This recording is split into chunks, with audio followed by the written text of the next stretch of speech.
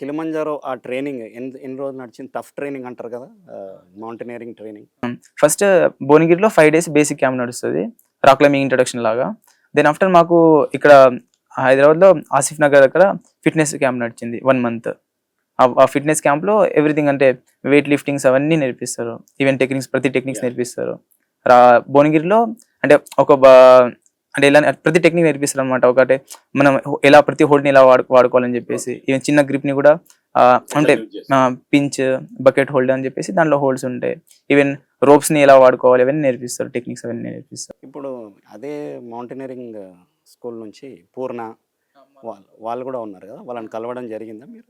మీ సీనియరా? జూనియరా? మా సీనియర్ మాలత్పూర్‌నాక మా సీనియర్ అంటే అక్క ఎక్కిన ఒక 2 ఇయర్స్ తర్వాత నేను ఎక్కాను. హ్మ్. సో, నీకు అక్కడ పోయేంత వరకు తెలీదు నువ్వు ఏం చేయబోతున్నావో ఏంది అని. అయినా కూడా దాంట్లో రానిచ్చేసావు. కిలిమంజారో ఎక్కేసావు. రావడం జరిగిపోయింది. అంటే బిఫోర్ అకాడమిక్ ఎక్సలెన్స్ నువ్వు ఫిజికల్ ఎక్సలెన్స్‌లో చాలా స్థాయికెళ్ళిపోయినావు. ఆ! ఓకే. సో, మీరు ఇంటర్మీడియేట్‌లో ఎంపీసీ తీసుకోరు కదా! అసలు ఎవరిని అడిగినా జేఈఈ లేకపోతే నీటు. ఎంపీసీ కాబట్టి ఓన్లీ జేఈఈ లేకపోతే ఏదన్నా ఒక టాప్ కాలేజ్. ఆ! అటువైపు ట్రై చేసావా? చేయొద్దనుకున్నావా? ట్రై చేశా నాకు రాలేదు. ఓకే. రాలేకపోతే దెన్ ఆఫ్టర్ ప్లాన్ బి అది రాకపోతే నెక్స్ట్ ఏంది ఈ ఐపీ గట్టిగా చదువుకుందామని ఐపీలో 456 స్కోర్ వచ్చింది. ఓకే. అది కూడా ఇయర్ మొత్తం అంటే ఉన్న ఇంటర్ ఫస్ట్ ఇయర్ మొత్తం దాంట్లో హాఫ్ ఇయర్ మొత్తం క్యాంప్‌లోనే ఉన్నా స్పోర్ట్స్ క్యాంప్. మాకు నిజామాబాద్‌లో స్పోర్ట్స్ క్యాంప్ జరిగింది రన్నింగ్ కోసం. సో, అప్పుడు 800 మీటర్స్ ఈవెంట్స్ కోసం అక్కడ స్పోర్ట్స్ క్యాంప్‌కెళ్ళా. స్పోర్ట్స్ క్యాంప్ అయిపోయిన తర్వాత ఈ ఇంటర్ ఎగ్జామ్స్‌కి ఒక 2, 3 మంత్స్ ముందొచ్చి అక్కడ చదువుకొని 456 అది రాకపోతే. అంత ఇదిలో కూడా నువ్వు బ్యాలెన్స్ చేసుకొని ఎక్సెల్ చేసావు. అప్పుడు ఏకే ఖాన్ సార్ దృష్టి ఆకర్షించిందా నీ మీద? ఎప్పుడు అతను ఫస్ట్ నిన్ను నోటీస్ చేసారు? కిలిమంజారో ఎక్కడానికి వెళ్తున్నప్పుడు అదే వెళ్ళేటప్పుడు సెండ్ ఆఫ్ ఇవ్వడానికి వచ్చారు. మళ్ళీ వచ్చినప్పుడు మమ్మల్ని రిసీవ్ చేసుకోవడానికి ఏకే ఖాన్ సార్, మళ్ళీ షఫీలా సార్, మళ్ళీ మా హెడ్ క్వార్టర్స్ నుంచి చాలామంది స్టాఫ్ వాళ్ళు ప్లస్ స్టూడెంట్స్ వచ్చారు చాలామంది మమ్మల్ని వెల్కమ్ చేయడానికి. రాజీవ్ గాంధీ ఎయిర్‌పోర్ట్‌లో మమ్మల్ని రిసీవ్ చేసుకోవడానికి ఆల్మోస్ట్ ఒక 500 మెంబర్స్ స్టూడెంట్స్ డిపార్చర్ మొత్తం నిండి ఉన్నారు. అంటే మేమే అనుకోలేదు అసలు ఏం చేసి వచ్చామో మాకు అర్థం కాకుండా అయింది కూడా. మా పేరెంట్స్ ఒక 550 మీటర్స్ దూరంలో ఉన్నారు. వాళ్ళు మా దగ్గర రావడానికి ఆల్మోస్ట్ ఒక 20 మినిట్స్ అలా పట్టింది. అంటే ఎంత అందరు మెడలో దండ వేస్తున్నారు. నాకేం అర్థం కాలేదు అసలు ఏం జరుగుతుంది అనేది. నువ్వు ఏదో పోయినావు, పార్టిసిపేట్ చేసినావు, వచ్చేసినావు అనే ఫీలింగ్‌లోనే ఉన్నావు. నువ్వు ఏం అచీవ్ చేసినా కూడా నీకు అంతగా ఏ ఓకే. ఇప్పుడు మీ ఫాదరు చనిపోయారన్నారు కదా! థర్డ్ క్లాస్‌లో. సో, నీకెవరు బాగా అంటే ఎడ్యుకేషన్ చదువుకోవాలా బాగా అని ఇంట్లో చెప్పిన వాళ్ళెవరు? అది ఎట్లా అంటే అన్న ఎప్పుడు మనం ఆపలేదు. అంటే లైక్ జ ఎప్పుడు సరే ఇంత చదువు అంత చదువుకొని పంపించారు. దెన్ ఆఫ్టర్ ఎట్లా అంటే ఒక్కొక్క పాయింట్‌లో ఒక్కొక్కళ్ళు వాళ్ళ హ్యాండ్ ఇచ్చారు. అంటే లైక్ వాళ్ళు నాకు సపోర్ట్ చేశారు. అంటే జనరల్‌గా ఫాదర్ చనిపోతే ఇంకొక అబ్బాయి ఉన్నాడంటే పనిలో పెట్టేసుకోవడము, ఇంటిని సపోర్ట్ చేసుకోవడం అనేది ఉంటది కదా! బట్ మీ బ్రదరు ప్లే చేసిన రోల్ గ్రేట్ రోల్. చాలా గ్రేట్ అసలు. ఎందుకంటే ఇంకోటి మా డ్యాడ్ చనిపోయినప్పుడు మాకు ఇద్దరు అక్కలకి ఇంకా పెళ్లి అవ్వలేదు. మ్యారేజ్ అవ్వలేదు. సో, ఆ అన్న ఇద్దరు అక్కలకి మ్యారేజ్ చేశాడు. ప్లస్ నన్ను చదివిపించాడు. ప్లస్ మమ్మీకి క్యాన్సర్ సర్జరీ అవ్వడం అప్పుడు కూడా చూసుకున్నాడు. అచ్చా! మీ మదర్‌కి క్యాన్సర్ అప్పుడే డిటెక్ట్ అయింది. క్యాన్సర్ సర్జరీ 2021లో అయింది. నేను డిగ్రీ ఫస్ట్ ఇయర్‌లో ఉన్నప్పుడు. ఒక 5 డేస్ ఫాదర్ చనిపోవడం, మదర్‌కి ఇట్లా అవ్వడం. నీకిది అంటే నీ ప్రిపరేషన్స్‌లో ఇన్ని అచీవ్ చేసేసినావు ఆల్రెడీ. ఇక్కడికి రాకముందు యూపీఎస్సీకి రాకముందే నీకు ఉన్నాయి కొన్ని అచీవ్‌మెంట్స్. అవి ఎట్లా బ్యాలెన్స్ చేసావు? ఆ మెంటల్ బ్యాలెన్స్ అందరికి ఉండదంటారు. ఏమంటారు సార్? ఎట్లా అది నువ్వు హ్యాండిల్ చేసావు? అండ్ నాకు అవి ఏమైపోయినాయి ఇవన్నీ సాల్వ్ చేయాలంటే డెఫినెట్‌లీ ఏదో ఒకటి చేసేసి సాల్వ్ అంటే అంటే అల్టిమేట్ గోల్ యూపీఎస్సీ. కానీ మధ్యలో ఏది వదలొద్దని ఫిక్స్ అయ్యా సార్. అంటే ఫస్ట్ అయితే ఒక గవర్నమెంట్ ఆఫీషియల్‌గా సర్వీస్‌లో ఉండాలి. దెన్ ఆఫ్టర్ యూపీఎస్సీ మళ్ళీ ట్రై చేయాలనుకున్నాం. ఇప్పుడు మీరు ఇక్కడ వరకు వచ్చారు కదా! Yes sir. Almost AK Khan sir వాళ్ళకు యెస్ సార్. ఇంట్రడ్యూస్ చేశారు ఫోన్ చేసి. సార్ భవానీ శంకర్ సార్ అంటే ఫస్ట్ మీకు ఆ అబ్బాయిని ఇంట్రడ్యూస్ చేసినప్పుడు మీరు చూసుంటారు కదా! మీకు ఒక పర్సెప్షన్ ఉంటది. ఈ అబ్బాయి చేయగలుగుతాడు అని ఒక 50% లేదా 30%. మీరు ఫస్ట్ అతన్ని అంటే సరే అతను బ్యాక్‌గ్రౌండ్ బయోడేటా పక్కన పెడితే మీరేమనుకున్నారు సార్ అతన్ని చూసినప్పుడు అతని లీన్ పర్సనాలిటీ? అదే నేను పర్ఫెక్ట్‌గా నేను ముందే మీకు ఇందాక ఒక వర్డ్ చెప్తున్నాను చూడండి. ఏంటంటే నేపథ్యం. అంటే బ్యాక్‌గ్రౌండ్ చూస్తే. తనకి పుస్తకాలు కొనిచ్చేవాళ్ళు గానీ, కష్టాల్లో ఉంటే ఆదుకునేవాళ్ళు గానీ, లేదా తనకు ఏదో స్కూల్ బస్ పెట్టి పంపించేవాళ్ళు గానీ, యాహ్! ఇలాంటి నేపథ్యం ఉన్న వ్యక్తి. కాదు. తన క్లాస్‌మేట్స్ అందరితో కంపారిజన్. కానీ ఏ రోజు తనకి కంపారిజన్ లేదు. హ్మ్. అది ఫస్ట్ స్టేజ్ ఆఫ్ సక్సెస్. వాళ్ళకి అది ఉంది, నాకు ఇది లేదు. ఇప్పుడు కాలంలో ఒక మంచి ఫోన్ కొని ఇచ్చినా పక్కనోడికి ఐఫోన్ ఉంది, నాకు లేదు Yeah. అనే జనరేషన్ కిడ్స్ ఉన్నారు. కానీ జీరో కంపారిజన్. Hmm. ఎవరు నెగిటివ్గా మాట్లాడినా ట్రోల్ చేసినా పట్టించుకోరు. Yeah.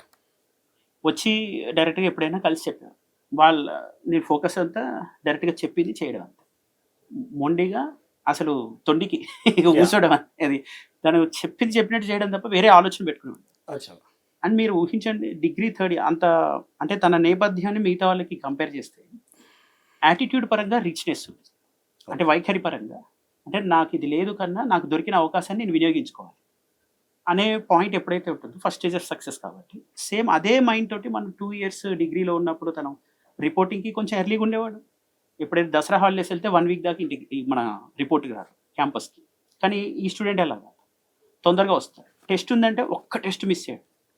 నాకు డిగ్రీ థర్డ్ ఇయర్లో పాంచజన్య ప్రోగ్రామ్ పెట్టాడు. అండ్ 120 టెస్ట్ పెడితే 120 టెస్ట్ రాస్తాడు, ఒక్క టెస్ట్ మిస్ చేయలేదు. డైలీ టెస్ట్ ఉంది. సో అంత డెడికేషన్ కమిట్మెంట్ ఉన్నప్పుడు నేను ఇందాక చెప్పినట్టుగా ఆ విద్యా నేపథ్యం కానీ తనకున్న ఆర్థిక పరిస్థితులు కానీ అసలు అవన్నీ చాలా చిన్న విషయాలు. చిన్న విషయం. ఇప్పుడు కావాల్సిన విద్యార్థి లక్షణం ఏంటంటే ఇప్పుడు నేను కోరుకుంటుంది కూడా రాబోతున్న జనరేషన్ వాళ్ళకి యాక్సెప్టెన్స్ అనేది రావాలి. కరెక్ట్. ఒకళ్ళు సక్సెస్ అయ్యారంటే నేను స్ఫూర్తి పొందాలి తప్ప మనం ఈగోకి లోనవద్దు. ఇప్పుడు కాలంలో ఎవరైనా సక్సెస్ అయ్యి ర్యాంక్ కొడితే యాక్సెప్ట్ చేసే తత్వం తగ్గుతుంది. గతంలో మన జనరేషన్లో ఎవరైనా ర్యాంక్ కొట్టారంటే ఒక తెలుగు మీడియం విద్యార్థి మారుమూల గ్రామం నుంచి వచ్చారంటే వాళ్ళని మనం చాలా స్ఫూర్తి పొందాం. ఇప్పుడు జనరేషన్ ఆ స్ఫూర్తి మళ్ళీ తిరిగి పొందితే వాళ్ళకి దొరుకుతున్న ఈ అవకాశాలు మంచి ఏసీ క్లాస్ రూమ్ ఉంది, డిజిటల్ రూమ్ ఉంది, అన్ని సౌకర్యాలు పొద్దున్న మధ్యాహ్నం ఈవినింగ్ రాత్రి ఫుడ్ టైంకి అందుతుంది.